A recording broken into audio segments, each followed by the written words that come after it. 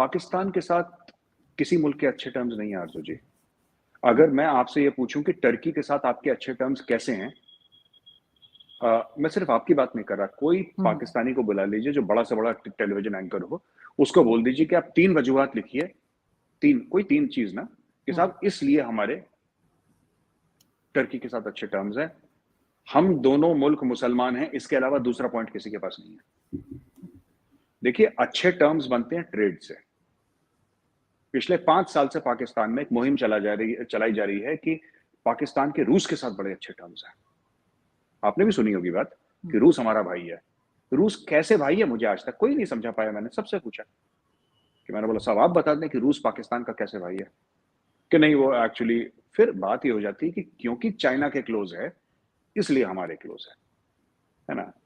तो मेरे दोस्त का दोस्त मेरा दोस्त ये वाला एंगल लगा के इंडिपेंडेंटली पाकिस्तान का कोई ऐसा टच रशिया से नहीं रहा है।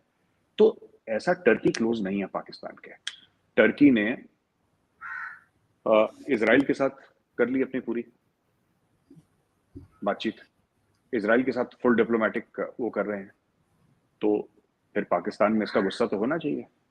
क्योंकि देखिए टर्की ने ना हमारे साथ जो करा वो तो हम टर्की को सँभाल लेंगे। पाकिस्तान के साथ क्या करा? आप लोगों को एक टीवी सीरियल दिखाई। एक टीवी सीरियल दिखा दी आपको। क्या नाम था? अर्तुगरुल गाज़ी और जो भी था हुँ, वो दिखा दी। अब बच्चे अर्तुगरुल गाज़ी की ड्रेस पहन के फैंसी ड्रेस पार्टी में जा रहे हैं। आपने चौक के बीच में अर्तुगरुल गाज़ी का आपने पुतला लगा दिया, स्टैच्यू बना दिया। हर जगह अर्तुगरुल गाज़ी, अर्तुगरुल गाज़ी। सब कुछ हो गया? जब सब कुछ हो गया, फिर टर्की ने क्या करा?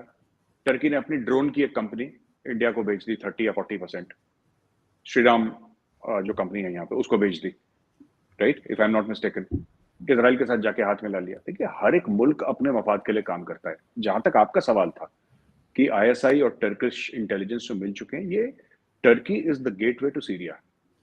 जो भी जाता है, ये वेल एस्टैब्लिश्ड है और एक और बात है कि अ, जो भी अभी कुछ लोग बच गए हैं, 10, 15, 20 इंडियन कश्मीर के जो भारत के खिलाफ ज़हर उगलते हैं, सब के सब टर्की में रहते हैं। टर्की में हैं, टर्किश पासपोर्ट उनके पास है। तो ऐसी बात नहीं है ना कि मतलब टर्की कश्मीर में आग लगाने की कोशिश करेगा या भारत में आग लगाने की कोशिश करेगा। भारत चाहे तो हम भी आग लगा सकते हैं। कुर्द रहते हैं ना वहाँ पे, कुर्द रहते हैं ना, वही सलाउद्दीन अयूबी वाले कुर्द, वो रहते हैं। तो कितना वक़्त लगेगा? पैसा दे हमारे पास देखिए, मैं आपको बताता हूँ Arjun ji, this is all a money game. India क्यों नहीं करता ये सब चीज़? लोग कहते हैं इंडिया ने ये करा, इंडिया क्यों नहीं करता? क्योंकि इंडिया को ये पता है कि अगर हम ये गलत काम करते हैं, यानी कि टेररिज़्म किसी मुल्क में फैलाना, हुँ, मैं आपको इसकी वजह भी बता देता हूँ, क्यों हर चीज़ के पीछे वजह होती है। बोलते हैं कुलभूषण जाधव भेज दिया, ये भेज दिया, वो भेज दिया, ये सब जो बातें चलती हैं पाकिस्तानी मीडिया में।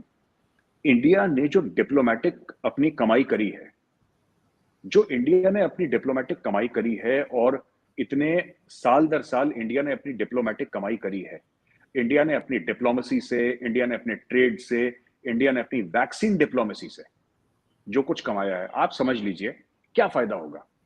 खुद सोचिए आप, hmm, not as a Pakistani, not me as an Indian, as a human being, intelligent human being जो दुनिया में इंडिया अगर चलिए बलूचिस्तान में हथियार भेजता है। एक फ़र्ज़ कीजिए, एग्ज़ाम्पल हाइपोथेटिकल सिनेरियो, आज नहीं तो कल नहीं तो परसों पता लगना है आपको कि भाई इंडिया ने करा है। इंडिया टर्की में कुछ करता है, कल नहीं तो परसों पता लगना है। तो जो इंडिया की डिप्लोमेसी है, इंडिया का सॉफ्ट पावर है, इंडिया की जो इमेज है, हमें ये देखना है cost benefit analysis, is it really worth it?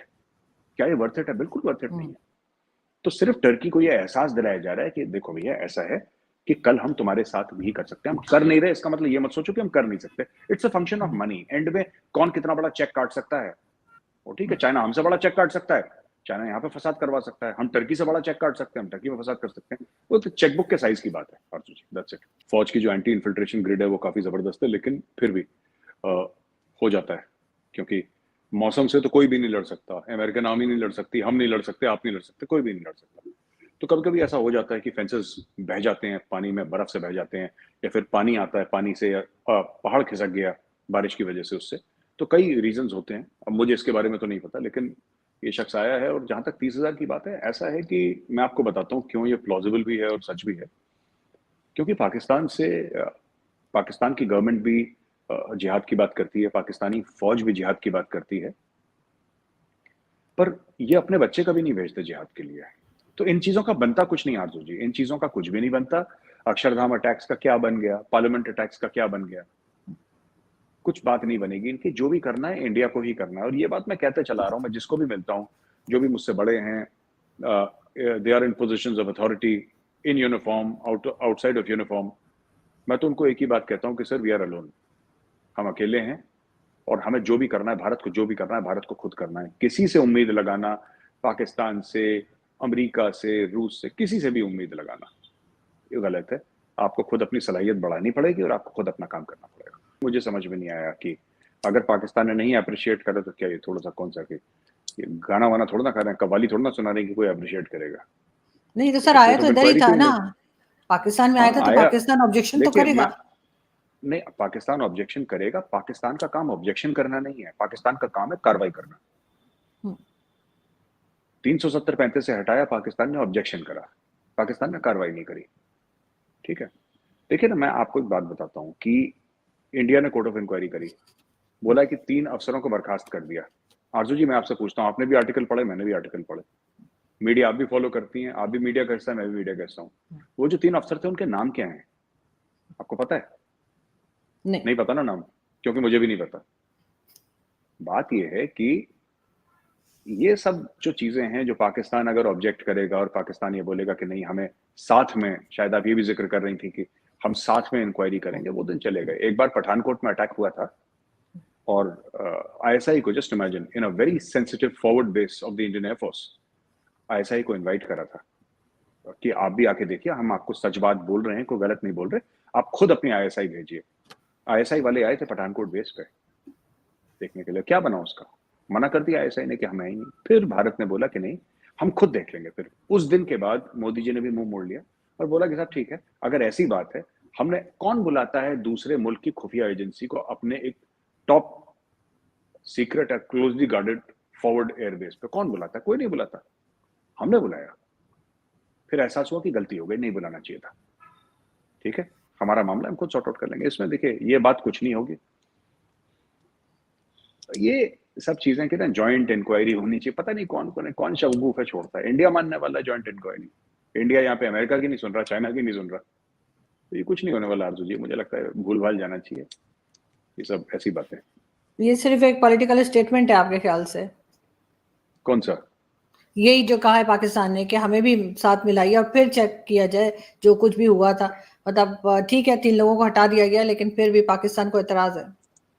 नहीं, इतराज ठीक है, पॉलिटिकल स्टेटमेंट है, उनको भी तो कुछ कहना है, उनको भी तो कुछ कहना है। देखिए, पाकिस्तान कह रहा है कि हम ज्वाइंट करेंगे। पाकिस्तान के पास, दुनिया के पास ब्रह्मोस जैसा वेपन नहीं है। ठीक है, पाकिस्तान अगर अपने साइंटिस्ट और अपने टॉप इंजीनियर्स भी भेज दे, उनको नहीं पता लगेगा ब्रह्मोस कैसे चलता है। तो क्या देखने आ रहे हैं यहाँ पे?